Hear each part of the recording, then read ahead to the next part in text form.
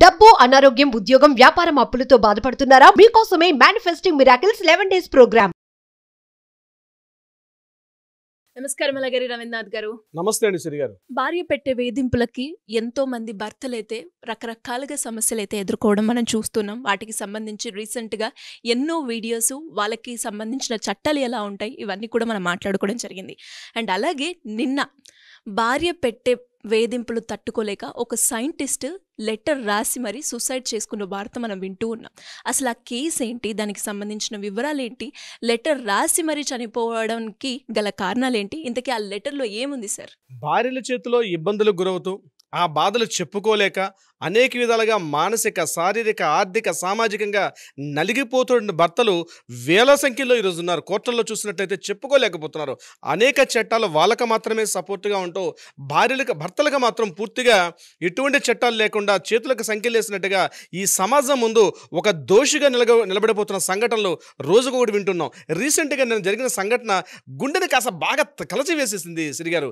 ఎంత దారుణం అంటే ఆయన ఒక సైంటిస్ట్, ఆయన ఒక ఫార్మా కంపెనీలో ఒక యువ సైంటిస్ట్గా పనిచేసిన వ్యక్తి నిన్న ఒక సూసైడ్ లెటర్ రాసి ఆయన అత్యంత దయనీయంగా ఒక లిక్విడ్ అంటే ఒక పాయిజన్ తాగి చనిపోయాడు. ఆయన అది కూడా ఎందుకు చనిపోయినా, చనిపోయేటప్పుడు ఆ మెసేజ్ ఏం చేశాడంటే వాట్సాప్ స్టేటస్లో పెట్టి అత్యంత దయనీయ స్థితిలో ఆయన చనిపోయాడు. ఆ చనిపోవడానికి ముందు ఆయన ఏదైతే వాట్సాప్లో ఒక లెటర్ రాశాడో ఆ లెటర్ చదివితే అసలు చాలాసేపు మన గుండె కలిచివేసిందండి. ఇంత దారుణమైన సంఘటనలు ఈ సొసైటీలో జరుగుతున్నాయా, అయినా ఎందుకు ఇంకా ప్రభుత్వాలు మేల్కోలేకపోతున్నాయన్నటువంటి ఒక రకమైన బాధ. అంటే రాబోయే తరంలో పిల్లలకి, ముఖ్యంగా మగ పిల్లలకి వాళ్ళ యొక్క భవిష్యత్తు ఏమిటని, రక్షణకి ఏంటనే పరిస్థితి చాలా దయనీయంగా ఉంది. ఇప్పుడు కూడా చట్టాలన్నీ కూడా భార్యలకు మాత్రమే సపోర్ట్ ఉంటాయి. కానీ నిన్న యువ శాస్త్రవేత్త చనిపోతూ తను రాసిన సూసైడ్ లెటర్ ఏదైతే ఉందో అందులో కూడా ఆయన వాట్సాప్లో పెట్టినటువంటి ఆ లెటర్ చూస్తే ఎలాంటి పాషంటుడికైనా, ఎంత కర్కశలో ఒక వీరికైనా కనీసం హృదయం జలిస్తుంది.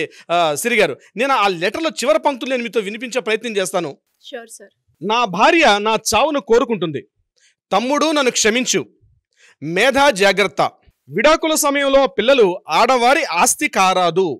ఇది ఆయన రాసినటువంటి చివరి పంక్తులు, అంటే చివరి లెటర్స్. ఆయన ఆ లెటర్ రాసి ఆ లిక్విడ్ తీసుకొని చనిపోయాడు. అంటే ఆ పాపం చనిపోయేటప్పుడు ఇక్కడ మేధా జాగ్రత్త అంటే మేధ అన్నది వాళ్ళ అమ్మాయి కూతురుని వాళ్ళ భార్య తీసుకెళ్ళిపోతే తన కూతుర్ని చూడనివ్వలేదన్నటువంటి ఏకైక సెంటెన్స్, అంటే ఒకే ఒక కారణంతో నా కూతురుని నన్ను చూడనివ్వలేదే, నా కూతురు నేను చూసుకొనివ్వట్లేదే అని చెప్పి ఆ బాధను తట్టుకోలేక ఆ యువ శాస్త్రవేత్త ఈ చివరి పంక్తులు రాసి ఆయన చనిపోయాడు. శ్రీ గారు, అంటే ఈ సంఘటన యొక్క వివరాలు నేను మీకు వివరించే ప్రయత్నం చేస్తాను. పల్నాడు జిల్లా పెదకూరపాడులో లక్ష్మీ తులసి కిరాణా మర్చెంట్స్ అని ఒక షాప్ ఉంది. ఆ షాపులో పొట్టి సత్యనారాయణ గారు భారతీయ దంపతులకి 2 అబ్బాయిలు, రామకృష్ణ పెద్ద అబ్బాయి. ఈ రామకృష్ణకి ప్రస్తుత వయసు 46 సంవత్సరాలు. ఈయనకి 15 సంవత్సరాల క్రితం నరసారావుపేట దగ్గరగా ఉన్నటువంటి ఉజ్వల అన్నటువంటి ఒక అమ్మాయితో మ్యారేజ్ అయింది. చక్కగా 15 సంవత్సరాల పాటు కాపురంలో చిన్న కలతలు, చిన్న డిస్టర్బెన్స్ అయితే ఉంటాయి. కానీ ఈయన హైదరాబాద్లో ఒక ఫార్మస్యూటికల్ కంపెనీలో సైంటిస్ట్గా పనిచేస్తూ ఉన్నాడు. ఆయన ఇటువంటి సందర్భాల్లో రీసెంట్గా ఒక 2 years బ్యాక్ ఏం జరిగిందంటే రామకృష్ణ గారి యొక్క మదర్ అయినటువంటి భారత గారికి కాస్త మోకాల యొక్క ఆపరేషన్ చేయడం జరిగింది. ఈ ఆపరేషన్ నిమిత్తం కొంత అమౌంట్ ఖర్చు అయింది. తన ఏదైతే దాచుకున్నటువంటి కొంత సొమ్ముని తన తల్లి యొక్క ఆ వైద్య ఖర్చుల నిమిత్తం ఆయన దాన్ని ఖర్చు పెట్టడం జరిగింది. అయితే ఈ అమౌంట్ ఖర్చు పెట్టే సమయంలో మీ మదర్కి ఇంత అమౌంట్ ఖర్చు పెడతావా, నన్ను పట్టించుకోవట్లేదు, నా పిల్లలకు, నా కూతురు కూడా ఉంది, నువ్వు పట్టించుకోకుండా అమ్మకి అన్ని రకాల సేవలు చేస్తావని, అంటే స్వయానా తన అత్తగారి మీద, అంటే తన భర్త వాళ్ళ తల్లి మీద చూపిస్తున్నటువంటి ఆ ప్రేమను తట్టుకోలేక భార్య ఒక రకంగా డివోర్స్ను కోరుకుంది. అత్యంత దారుణం అండి. తల్లి మీద ప్రేమ చూపించినందుకు డబ్బులు ఖర్చు. అవునండి శ్రీ గారు, ఆయన క్లియర్గా మనకి తెలిసిన విషయం ఏంటంటే మదర్ అంటే తన భర్త యొక్క తల్లి మీద అతను చూపిస్తున్న ప్రేమను తట్టుకోలేక అందుకే మనం కూడా కొన్ని వీడియోలు చేయడం జరిగింది. భర్త తరపున బంధువులు వస్తే భార్య పలకరించకపోవడం, భర్త తరపు అన్నదమ్ముడు కానీ సిస్టర్స్ కానీ వస్తే ఈ భార్య మూటాములు సర్దుకొని తన అమ్మగారింటికి వెళ్ళిపోవడం, ఆ అవమానాన్ని భరించలేక, చెప్పుకోలేక, ఉండలేక, ఆఫీసులో సరైనటువంటి పని చేసుకోలేక ఎంతోమంది భర్తలు ఈరోజు మానసికంగా మనోవేదన గురవుతున్న సంఘటనలు ఉన్నాయి. అదే సంఘటన ఇక్కడ కూడా జరిగింది. ఎప్పుడైతే భర్త యొక్క మదర్ భారత గారికి మోకాలు యొక్క ఆపరేషన్ జరిగిన తర్వాత తను పూర్తిగా సేవలు చేస్తూ తన అమౌంట్ మొత్తం కూడా ఆమె ఖర్చు పెడుతుంటే ఈ ఉజ్వల అమ్మాయి తట్టుకోలేక నర్సరావుపేట కోర్టులో డివోర్స్కి అప్లై చేసి తన చిన్న కూతురిని మేధ అంటే వీళ్ళ అమ్మాయి మేధను తీసుకొని ఆ అమ్మాయి ఉజ్వల వాళ్ళ ఇంటికి పుట్టింటికి వెళ్ళిపోయింది. పుట్టింటికి వెళ్ళిపోతే అయినప్పటికీ కూడా కోర్టులో కేసు నడుస్తుంది. అనేక సందర్భాల్లో కోర్టుకు కూడా అటెండ్ అవుతున్నాడు సదర్ రామకృష్ణ గారు. అనేక సందర్భాలు వస్తున్నప్పుడు కూడా భార్యను మరలా తనతో రమ్మనమని చెప్పి కొన్ని రకాలుగా ఎన్నో రకాలుగా మధ్యవర్తుల ద్వారా బంధువుల ద్వారా కూడా అనేక రకాల ప్రయత్నాలు చేసినప్పుడు కూడా నువ్వు తల్లిని విడిచిపెడితే తప్ప నాతో కాపురానికి ఉండకూడదని చెప్పి ఒక రకమైన రూల్ పెట్టింది. ఇక్కడ తల్లి ఇంపార్టెంటా భార్య ఇంపార్టెంట్ అంటే ఒక సందిగ్ధావస్థలో పూర్తిగా పడిపోయాడు ఇక్కడ రామకృష్ణ. తల్లిని వదులుకోలేడు, భార్యని వదులుకోలేడు. వీళ్ళందరికీ మించి తనతో పుట్టినటువంటి ఏదైతే మేధ ఉందో ఆ చిన్ని పాప యొక్క కళ్ళు చూడాలి, నవ్వు చూడాలి, ఆమెతో తను కలిసి ఉండాలి. ఒక తండ్రిగా ఆ కూతుర్ని పెంచి పోషించాల్సిన బాధ్యత తన మీద ఉంది. ఆమె యొక్క చిన్న చిన్న నవ్వులు, చిట్టుపుట్టిన అడుగులు అది రోజు తన ఆఫీస్ నుంచి వచ్చిన తర్వాత హ్యాపీగా హైదరాబాద్లో చూసుకునేవారు. కానీ ఆ కూతుర్ని దూరం చేసిన బాధ అంటే భార్య వెళ్ళిపోయిన బాధ లేదు తల్లి కన్నా, అయ్యో నా కూతుర్ని చూసుకోలేకపోతున్న బాధ గడిచిన 2.5 సంవత్సరాలుగా కూతుర్ని చూడనివ్వకుండా అనేక విధాల మనోవేదన గురి చేసింది ఉజ్వల, ఎవరు రామకృష్ణ యొక్క భార్య. అయితే ఈ సందర్భంలో రీసెంట్గా మొన్న ఒక 2 days బ్యాక్ ఆ అమ్మాయికి బర్త్డే వచ్చింది. ఈ మేధకి బర్త్డే వచ్చిన సందర్భంగా రామకృష్ణ గారు ఏం చేశారంటే ఆ అమ్మాయికి అన్ని రకాల బట్టలు, స్వీట్స్ అన్ని కొంత గిఫ్ట్లను తీసుకొని ఆ అత్తగారింట్లో ఉన్నటువంటి తన భార్య తన కూతురుతో ఉన్నటువంటి ఆ అత్తగారింటికి వెళ్ళడం జరిగింది. అయితే ఇంటిలోకి రానివ్వకుండా అక్కడ ఉన్నటువంటి ఉజ్వల అనేక రకాలుగా నెట్టివేసే ప్రయత్నం చేశారు. తన తల్లి అంటే ఎవరు ఉజ్వల యొక్క అమ్మ, అదేవిధంగా బ్రదర్, వాళ్ళ ఫ్యామిలీ, వాళ్ళ సిస్టర్స్ అందరూ కలిసి ఇతనికి అనేక రకాలుగా అవమానకరం చేసి అనేక రకాలుగా రకరకాల దుర్భాషలాడుతూ తిడుతూ కొడుతూ ఇంటి నుంచి బయటికి గెంటి వేసే ప్రయత్నం చేశారు. ఆ అవమానాన్ని తట్టుకోకపోవడం ఒక బాధ.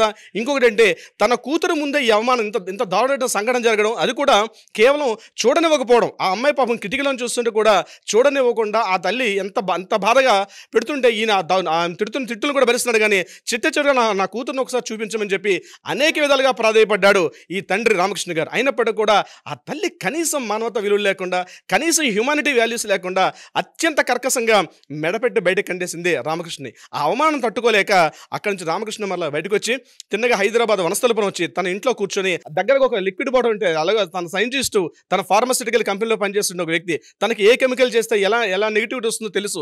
ఇమీడియట్గా ఒక కెమికల్ బాటిల్ తెచ్చుకొని చివరిగా ఈ లెటర్ రాసేసి తన కూతుర్ని చూడనివ్వలేదు. అందుకని ఆయన ఒక మాట కూడా రాశాడు. అందులో ఏం రాశాడంటే, విడాకుల సమయంలో పిల్లలు ఆడవారి యొక్క సొత్తు కాదు, ఆడవారి యొక్క ఆస్తి కాదు.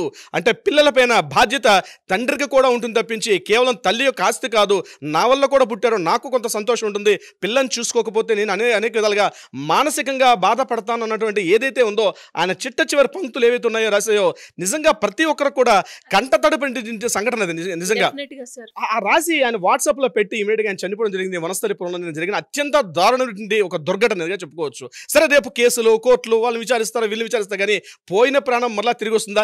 ఇదే ఒక ఆడజాతికి జరిగితే మాత్రం యావత్ సమాజం కూడా ముందుకెళ్ళిపోయి ఆ భర్తని తూర్పురా పెడుతూ మానసికంగా, శారీరకంగా అనేక విధాలుగా బాధపడతారు. కానీ అత్యంత దురదృష్టం యాజ్ బీయింగ్ అడ్వకేట్గా కూడా ఈరోజు పురుషులకు సరైన చట్టాలు లేకపోవడం, పురుషులకు సరైన ఒక లీగల్ రెమెడీ లేకపోవడం ఉంది అత్యంత దారుణం. అందుకే ఒక మనోజ్ కుమార్ తివారీ లాస్ట్ టైం కూడా చెప్పారు, ఒక జాతీయ మహిళా కమిషన్ తరహాలో ఒక జాతీయ పురుషుల కమిషన్ కూడా ఏర్పాటు చేయాలని చెప్పి. దాని ద్వారా దేశవ్యాప్తంగా కొన్ని లక్షల ఆత్మహత్యలు ఈరోజు జరుగుతున్నాయి.